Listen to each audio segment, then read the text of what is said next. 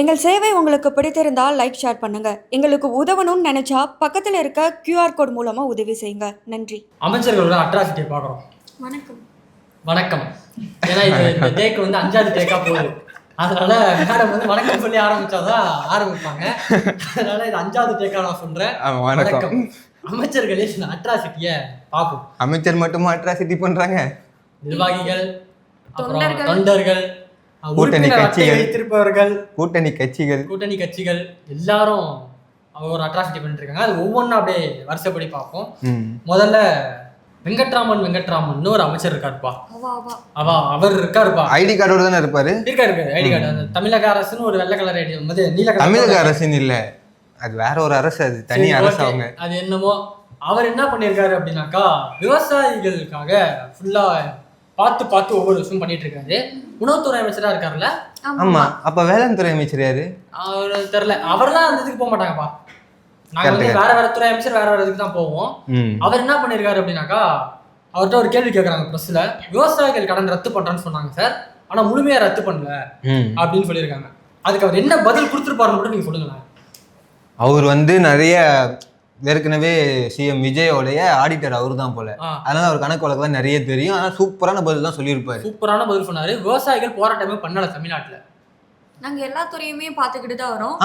என் கண்ணுக்கு எதுவும் தெரியல அப்படின்ட்டு சொல்லியிருக்காரு. பயிர் கடனை தள்ளுபடி பண்ணணும் அப்படின்னு சொல்லிட்டு ஒவ்வொரு பல்வேறு கட்ட போராட்டங்கள் வந்து பல மாவட்டத்துல நடந்துகிட்டு இருக்கு. விவசாயிகள் பண்ணிட்டு இருக்காங்க. அதை எப்படி நம்ம எல்லாரும் சொல்றோம்.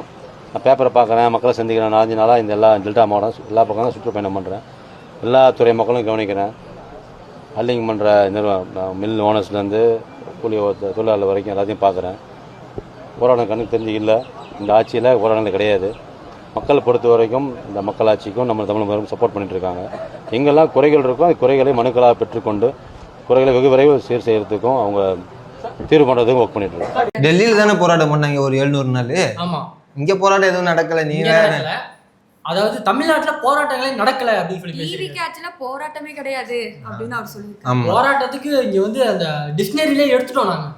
போராட்டம்ங்கிற வார்த்தைக்கு என்ன மீனிங்ங்கிறது கடந்த ஆட்சி மாதிரி டிவி கேட்ச் இல்ல அப்படின்னு சொல்றாரு. ஆமா, கடந்த ஆட்சி மாதிரி டிவி கேட்ச் இல்ல. ஆமா, அதை எல்லாரும் ஒத்துப்பாங்க. அது உண்மையிலேயே ஒத்துப்பாங்க. அது டிவி காரங்களே ஒத்துப்பாங்க கடந்த ஆட்சி மாதிரி இந்த ஆட்சி இல்ல அப்படின்ட்டு. ஆனா திட்டங்கள் மட்டும் அதுலயே ரன் ஆகுது.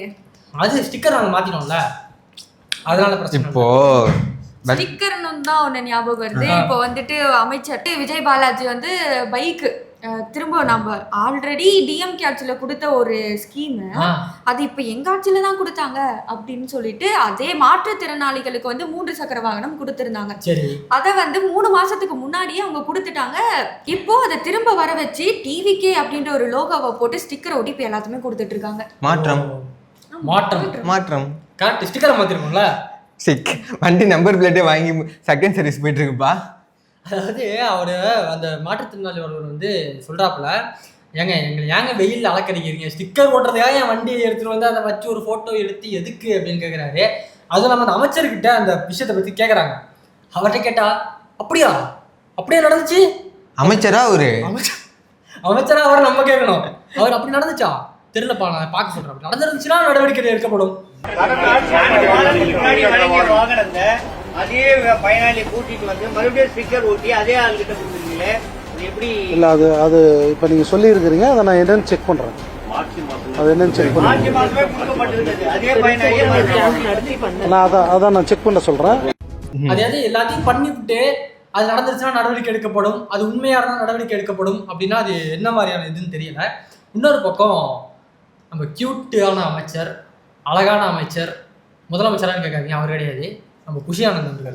அவரு கியூட்டுக்கோ கியூட்டு. ஆமா, இப்படி இருந்தாரு. அப்படின்பாரு. நம்ம வீட்டுக்காரர் நல்லா இருக்கிறாரா அப்படின்பாரு. அவர் என்ன பேசிருக்காரு அப்படின்னா, தமிழ்நாட்டுல மொத்தம் 234 தொகுதி இருக்கு. அது எல்லாருக்கும் தெரியும்பா. பஞ்சாயத்துல 234 தொகுதி இருப்பா. பஞ்சாயத்து தொகுதி 234. அப்போ அது கிடையாது. பஞ்சாயத்துல 234 தொகுதி இருக்கு. நாம் எல்லோரும் ஒன்றாக இணைந்து வருகின்ற பஞ்சாயத்து தேர்தலில் நாம் 234 தொகுதிகளையும் நாம் வெற்றி பெறுவோம் என்று சபதம் எடுத்து அந்த 234 தொகுதியிலையும் அந்த 234 மட்டும் ஜெயிச்சிருவாரு அவரு. ஆமா, ஜெயிச்சிருவாரு. எலெக்ஷன்ல 234 நாங்க ஜெயிச்சிடறோம். மிச்சத்தை எல்லாத்தையும் நாங்க வந்து தான் போவோம். ஏடிஎம்கேக்கு கொடுத்துட போறோம். டிஎம்ஏ வந்துட்டு டம்ளர்ல மோர் ஊத்தி கொடுப்பாரு அப்படின்னு அவர் சொல்லியிருக்காரு. டம்ளர்ல மோர் ஊத்தி கொடுக்குற ஒரு சிஎம். ஆமா, இந்த மாதிரி எங்கேயா பாத்திருக்கீங்க? அவர் கையாலே கொடுப்பாரா? ஆமா, அவர் கையாலேயே தான் நடந்து வந்து அவர் கையாலேயே கொடுப்பாரு. நடந்து வந்து அவர் கையால கொடுக்காம வேற காலை வச்சு கொடுப்பாரு, வாயிலே எடுத்து கொடுப்பாராங்கிறது தெரியல. எப்படி கொடுப்பாருன்னா அவர் கையாலே கொடுப்பாரு. ஆமா, கரெக்ட். எளிமையான மனுஷன். அவர் கையால ஏதாவது நம்ம பண்ணோம்னா எளிமையான. ஆமா, அவர் கையாலே அவர் சாப்பிடுறாரு. அவர் கையாலே கூட டிஃபன் செஞ்சு எடுத்துட்டு வரலாம். நீ எனக்கு ஊட்டி விட்டியோ? இல்ல, நான் சாப்பிட்டேன். ஆமா, கேட்டேன், தெளிவுக்கு கேட்டுக்கிட்ட, வேற ஒண்ணும் இல்ல. சரி சரி. குஷி ஆனந்த் அப்படின்னு சொன்னோடனே தான் இன்னொரு ஞாபகம் வருது. திருவள்ளூர் மாவட்டம் இருக்குல்ல, அங்க பொன்னேரி அப்படின்ற ஒரு இடத்துல எம்எல்ஏ ஆபீஸ் வந்து ஓபன் பண்றாங்க. அதுக்கு வந்து இவரை தான் வந்து சீஃப் கெஸ்டாவும் கூப்பிட்டு இருந்திருக்காங்க. ஆமா, எவ்வளவு பெரிய ஆள் அவரு, முக்கியமான அமைச்சர், ஒரு கட்சியினுடைய பொதுச் செயலாளர். ஆமா, அவரு தான் வரணும். ஆமா, அவர் தான் வரணும். வந்தாரா? வந்திருப்பாரு. காலை சொன்ன டைம் கரெக்டா வந்திருப்பாரு. அப்படிலாம் ஒன்னும் தெரியலையே. 9 மணிக்கு சொல்லியிருக்காங்க, வந்து 5 மணி நேரம் கழிச்சுல வந்திருக்காரு. சோரா படம் பார்த்திருப்பாரு. 5 மணி நேரமாவா? காலையில படமே 2.5 மணி நேரம் தானே. ரீமேக்ல திருப்பி ஃபர்ஸ்ட்ல இருந்து பார்த்திருப்பாரு. நான் எங்களுக்கு வந்து லேட்டா வரதெல்லாம் வந்து புதுசு கிடையாது. ஆனா தலைமைச் செயலகத்துக்கு கரெக்டா 9 மணிக்கெல்லாம் நாங்க வந்துருவோம். அது ஏன்னா எஸ்கார்டு ஒரு 10 எஸ்கார்டு வரும், எல்லா டிராபிக்கும் கிளியர் பண்ணி. அவர் கேட்ட அந்த கிரீன் காரிடாரா, அது மாதிரி வரும். சிஎம் கான்வாய்ன்றது தனி, அதனால அப்படி வருவாப்புல. அதனால டைமுக்கு வந்துருவாங்க. இவரு லேட்டா வந்ததுனால அந்த பவுன்சருக்கும் நிர்வாகிகளுக்கும் நிறையவே சண்டை நடந்திருக்கு. இவரு வந்து அதுக்கப்புறமா ரிப்பன் கட் பண்ணி விட்டு போயிட்டாருன்னு பாத்துக்கோங்களேன். கரெக்ட். இதுல என்னன்னா நிர்வாகிகளுக்கு சண்டை வருது. அது என்ன சண்டைங்கிறத மட்டும் நம்ம பார்ப்போம். நிர்வாகியோட ஒய்ஃபுக்கு எம்எல்ஏ துண்டு போடணுமா, அதாவது சால்வை போத்தணுமா. சால்வை போட்டு போட்டோ எடுக்கணும். எம்எல்ஏ வந்து இவருக்கு போடணும், அவர் ஒய்ஃபுக்கு போடணும். போட்டு ஒரு போட்டோ எடுக்கணும் அப்படின்னு சொல்லியிருக்காங்க. என்ன உள்ள விடுங்க அப்படின்றதுக்கு பவுன்சர் சொல்லிட்டாங்க, இவ்வளவு பேர் தான் உள்ள அலோடு, விட முடியாது அப்படின்னு இருக்காங்க. 2 பேருக்கும் ஒரு வாக்குவாதம் ஏற்பட்டு அதுல வார்த்தைகள் முத்தி போக 2 பேருக்கும் ஒரு சண்டை வந்திருக்கு. அதாவது இது வரைக்கும் தமிழ்நாட்டில் நடந்த இந்த எம்எல்ஏ ஆஃபீஸ் ஓப்பனிங்கும் சரி, அரசு நிகழ்ச்சிகள்ல இந்த மாதிரியான ஒரு பிரச்சனை வந்தது கிடையாது. பவுன்சர்கள் தடுக்கிற அளவுக்கான ஒரு பிரச்சனை வந்தது கிடையாது. எந்த ஒரு, ஏன்னா இது வரைக்கும் எந்த நிகழ்ச்சியிலேயே பவுன்சரே இருக்க மாட்டாங்க. ஆமா. இன்னொன்று என்னன்னா, எந்த ஒரு அரசு நிகழ்ச்சியிலும் இது வரைக்கும் எனக்கு தெரிஞ்சு அரசாங்கம் சம்பந்தப்பட்டவர்கள், அரசு நிர்வாகிகளை தவிர வேற யாரும் உள்ள இருந்து எனக்கு தெரியல. உள்ள இருந்த மாதிரி எனக்கு தெரியல. இங்கதான் வந்து கட்சியோட நிர்வாகிகள், தொண்டர்கள் எல்லாரும் போயிடுறாங்க உள்ள. அவங்க கட்சி நிர்வாகியா தொண்டரான்னு அவங்களுக்கே தெரியாது. ஃபர்ஸ்ட் யாரோ வந்துடுறாங்க, அப்படியே விட்டுறாங்க. இன்னொரு ஒரு பக்கம் பார்க்க போனா அமைச்சருக்கு நிகரா மாவட்ட செயலாளருக்கு வந்து இங்க மரியாதை கொடுக்கப்படுது. குறுநிலமல்ல. ஆமா, அமைச்சருக்கு இப்போ வந்து ஒரு இடத்துல ஒரு சேர் போட்டு உட்கார வைக்கிறாங்கன்னா, அமைச்சருக்கு நிகரான ஒரு இடத்துல மாவட்ட செயலாளருக்கு சேர் போட்டு உட்கார வைக்கிறாங்க. பரவாயில்ல, அந்த கட்சியில எல்லாத்தையும் ஒரே மாதிரி பாக்குறாங்க போல. அடுத்த இது எப்படி பார்த்தாக்கா, விஜய் தமிழன் பார்த்திபன் அப்படின்னு சொல்லிட்டு ஒருத்தர் இருக்காரு. யார் தெரியுமா? எல்லாருமே விஜய் இருக்கு. அவர்தான். தெரியாது. அவரு எங்க போனாலும் அச்சிருவாரு சல்யூட். விஜய் பார்த்து சிஎம் பார்த்தோன்னே நல்ல பேச்சாளர். நீங்க நல்லா சாப்பிட்டு வந்திருக்கீங்க, நான் இன்னும் சாப்பிடவே இல்லை. அவரு போக்குவரத்து துறை அமைச்சர். போக்குவரத்து துறை. அவர் என்ன பண்ணிருக்காரு? ஓ அப்படியா, சூப்பர். நீ சாப்பிட்டியாமா? சாப்பிட்டல. அதாவது அவர் என்ன பண்ணிருக்காரு அப்படின்னாக்கா, ஒரு ஸ்கூலுக்கு ஃபங்க்ஷனுக்கு போயிருக்காரு. அரசு நிகழ்ச்சி. ஸ்கூல்ல அரசு நிகழ்ச்சி எப்பப்ப நடத்துவாங்க? வீக் டேஸ்ல நடத்துவாங்க. ஞாயிற்றுக்கிழமை நடத்துவாங்களா? ஞாயிற்றுக்கிழமை வந்து லீவ் விடுவாங்க, ஸ்கூலுக்கு லீவ் விடுவாங்க. ஆமா, ஞாயிற்றுக்கிழமை ஒரு ஃபங்க்ஷன் நடத்திருக்காரு, அங்க போயிருக்காரு. ஞாயிற்றுக்கிழமை இவர் போனது மட்டும் இல்லாம அந்த ஸ்கூலோட ஸ்டூடெண்ட்ஸ்லாம் யூனிஃபார்ம் போட்டு வந்துருங்க, அமைச்சர் ஃபங்க்ஷன் இருக்குன்னு சொல்லிட்டு வர வச்சிருக்காங்க. வாரத்தில் ஒரு நாள் தான்ப்பா நிம்மதியாக இருப்பாங்க இந்த பசங்க. 5-6 நாள் படின்னு வாங்க, ஒரு நாள் விளையாட போவாங்க, அதையும் கெடுத்து விட்டாப்புல வர வச்சு அந்த இடத்துல வந்து அந்த ஃபங்க்ஷன் நடத்திருக்காங்க. அரசு பள்ளி மாணவர்கள் இந்த மாதிரி நடந்தது வந்து நம்ம அமைச்சருக்கு தெரியுமான்னு தெரியல, அதாவது கல்வித்துறை அமைச்சருக்கு தெரியுமான்னு தெரியல. அடுத்து இன்னொரு பக்கம் பார்க்க போனாங்கக்கா, லஞ்சம் லஞ்சம் லஞ்சம் அதெல்லாம் ஒளிஞ்சிருச்சு. எங்க ரமேஷ் அவர் 4000 ரூபாய் கொடுத்து ஒழிச்சாருல, ஒழிச்சிட்டாரா? அறநிலைத்துறை அமைச்சர் ரமேஷ் இருக்காருல்ல, அது விஐபி தரிசனத்துக்கு 4000 ரூபாய் கொடுத்து லஞ்சத்தை ஒழிச்சாரு, தெரியாது? 4000 ரூபாய் கொடுத்து லஞ்சத்தை ஒழிச்சாரு. ஆமா, அதே மாதிரிதான் இப்போ என்னன்னா தலைமைச் செயலகத்துல பணத்தை கொடுத்து லஞ்சத்தை ஒழிக்கிறாங்க. அப்படியா? ஆமா, தலைமைச் செயலகத்துல ஒரு அமைச்சரை பார்க்கணும்பா, நீ போனோம்னா நம்மள யாரு என்னன்னு டீட்டெயில்ஸ்லாம் விசாரிச்சு செக்கிங் பண்ணிட்டு அப்பாயின்மெண்ட் இருந்துச்சுன்னா உள்ள விட்டுருவாங்க. போறியா? 3 பேர் போறோம், 3 பேர் டீட்டெயில்ஸ் வாங்குறாங்க. ஆமா, இப்போ எனக்கு கொஞ்சம் அவசரமா நான் பார்க்கணும் அப்படின்னாக்கா நான் என்ன பண்ணணும்னா, நீங்க 2 பேரும் ஃபர்ஸ்ட் வந்துட்டீங்க, நான் 3ஆவதா தான் வந்தேன், நான் பின்னாடி வழியா இப்படி ஒரு கை அப்படி கொடுத்தேன்னு வச்சுக்கேன், நான் ஃபர்ஸ்ட் போயிடுவேன். திருப்பி கொடு. எப்படி? இதுல முக்கியமான ஒண்ணு இருக்குப்பா, நீ போலாம், முன்னாடி போலாம்ப்பா, நீ முன்னாடி போலாம்ப்பா அப்படின்ட்டு அப்படியும் இல்லை அப்படின்னாக்கா என் போனை எடுத்து இப்படி ஸ்கேன் பண்ணி பெறப்பட்ட பேடிஎம் ரூபாய் 1000 அப்படின்னு போட்டோம்னாக்கா அப்பயும் உள்ள போயிடலாம். உங்ககிட்ட ஐடி கார்டு இருக்கு, எல்லாமே இருக்கு, எல்லாமே உள்ள போயிடலாம். உங்களுக்கு ஃபுல் புரோட்டோகால் கொடுப்பாங்க, புரோட்டோகால் கொடுப்பாங்க. அதனால நீங்க உள்ள போயிட்டு பார்த்துடலாம். இன்னொரு பக்கம் லஞ்சம் அமைச்சர்கள், அதாவது இந்த மேல் மட்டத்தில் இருக்கவங்க நடத்துறாங்கன்னு பார்த்தாக்கா டிவிக்கேல இருக்க நிர்வாகிகளே இதை நடத்துறாங்க. அதுவும் எங்க நடத்துறாங்க அப்படின்னு பார்த்தா ரேஷன் கடையில. இப்படிதான் டிவிகே நிர்வாகி ஒருத்தர் போயிட்டு ரேஷன் கடையில வந்து மாமூல் கேட்டிருந்திருக்காரு. எவ்வளவு கேட்டிருப்பாருன்னு சொல்லுங்க பார்க்கலாம். என்ன கை செலவுக்கு ஒரு 200 300 கேட்டிருக்காங்க. ஆமா, ஏன்னா அங்க அரிசிலாம் வெறும் ஃப்ரீ அரிசி தான் நம்ம ரேஷன் தமிழ்நாடு கவர்மெண்ட் தராங்க.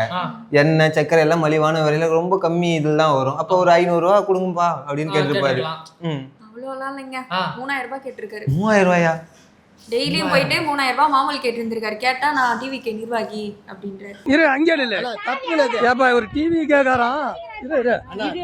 நம்ம மோட்டூர் ரேஷன் கடை டிவி கேக்காரான். மோட்டூர் ரேஷன் கடையில வந்து 3000 ரூபாய் பணம் கேக்குறாரு. உன் பேர் என்ன? உன் பேர் என்னயா? உன் பேர் என்ன? டிவி நிர்வாகிக்கு எது காசு தரணும்?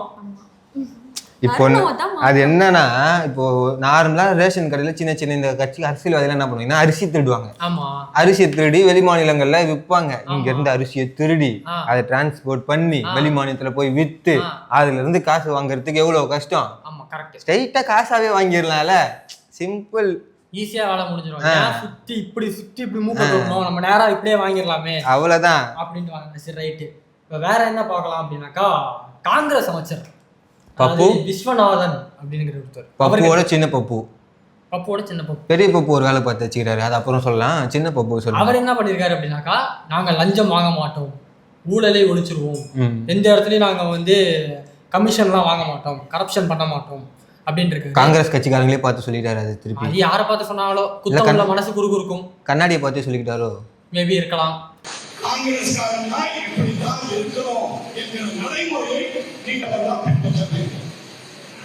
ஆனா லஞ்சம் தான் வாங்கலாம்னு சொன்னதே தவிர, ஊழல் தான் செய்யக்கூடாதுன்னு சொன்னதே தவிர, சிபாரிசு செய்ய வேணாம்னு ஒரு நாளும் நான் சொல்லவே மாட்டேன். சிபாரிசை புறக்கணிக்கிறவன் தலைவராகவே இருக்கவே முடியாது. இதுதான்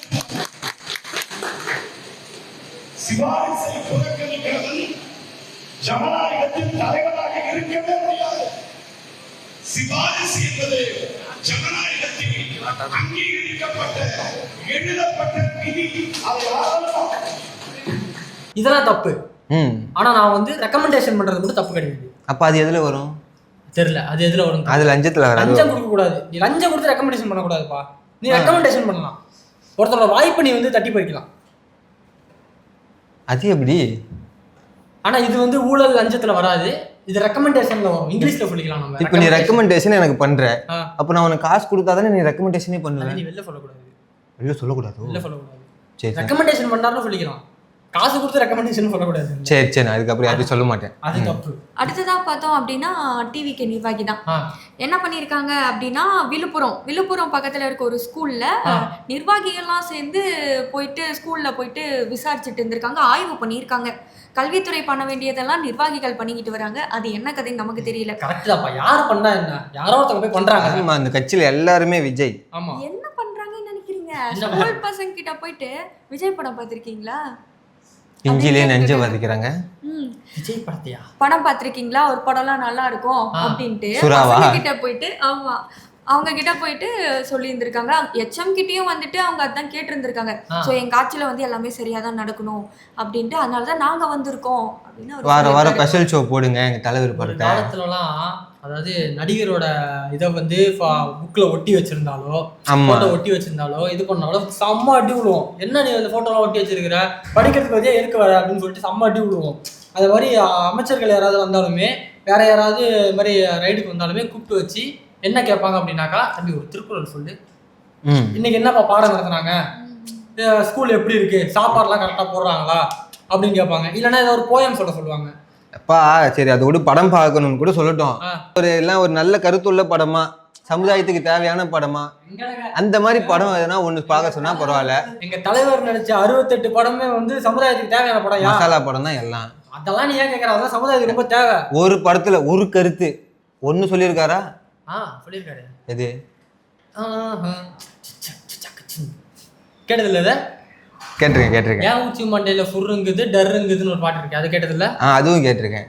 நான் அடிச்சா தாங்க மாட்டேன், 4 மாசம் தாங்க மாட்டேன். அதுவும் ஒரு ஜில்லாக்காரி கேட்டதில்ல? நல்ல சமூகத்துக்கு தேவையா? தேவைதான். கருத்துக்கள் தானே அது. அதை விட முக்கியமான ஒரு கருத்து இது, அதாவது போதைப் பொருளை ஒழிக்கணும்னு சொல்லிட்டு ஒரு பாட்டு பாடியிருக்காரு. அதெல்லாம் யாராவது தெரியுமா? இந்த படம் தானே, தலைவாழ அந்த பாங்கு ஊத்தி குச்சின்னு இருப்பாரு, அப்போ பாடுவாரு. அது இல்லையா? 10வது பாட்டில் நான் குடிக்க அண்டாவை கொண்டா சேஸ் அடிக்க அப்படின்னு சொல்லிட்டு பிகில் அந்த சரக்கு அடிச்சுக்கிட்டே பாடுவாரு. அதா பிகில் என்ற பாரு, அது இப்போ லாஸ்டா வந்து லியோ அதுல குச்சினே பாடுவாரு.